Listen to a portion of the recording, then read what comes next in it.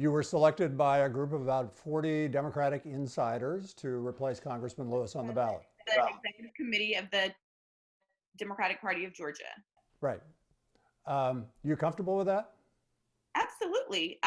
We have a process in place. We follow the law, and the Democratic Party of Georgia has used this instance before, and other states have used this instance. And I am going to be on the ballot in November, and I will face the voters, and I'm looking forward to winning over the voters of the 5th Congressional District. Were voters cheated in that process?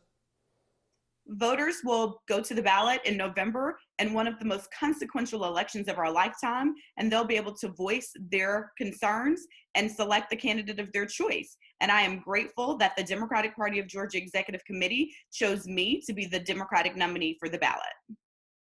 I'm not a lawyer. I read the law, though. It did not require the quick decision that you all made, or at least it didn't appear to. Did you act too quickly?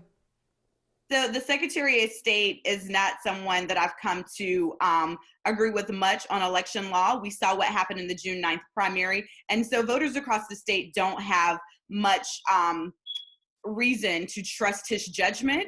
And we were not going to leave anything to error as the Democratic Party of Georgia for the Georgia Secretary of State and his Republican Party to come back and tell us that we had any room for error.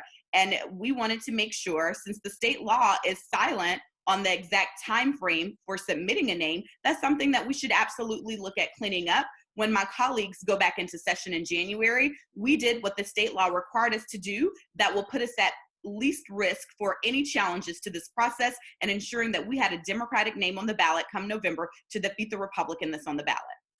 Okay, just a couple more questions about this. You knew Congressman Lewis, obviously, and your husband worked for Congressman Lewis, so you and your husband both knew Congressman Lewis well. What do you think he would have thought of that?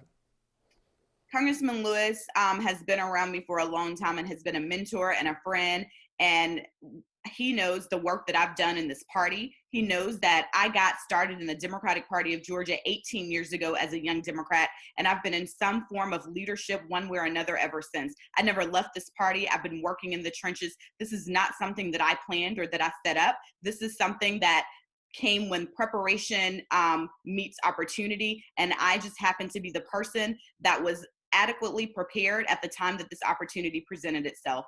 This is not something that we should be changing the law mid-process. If we want to look at a change in law, if we want to look at what we do moving forward, I'm absolutely open to that conversation with people who are going to be serving in the state legislature to talk about that. But right now, Doug, the law is what it was, and we've followed the process as Georgia Democrats, and I'm ready to move forward to win over the voters of the 5th Congressional District, because I look forward to being their voice in January when I'm sworn into Congress.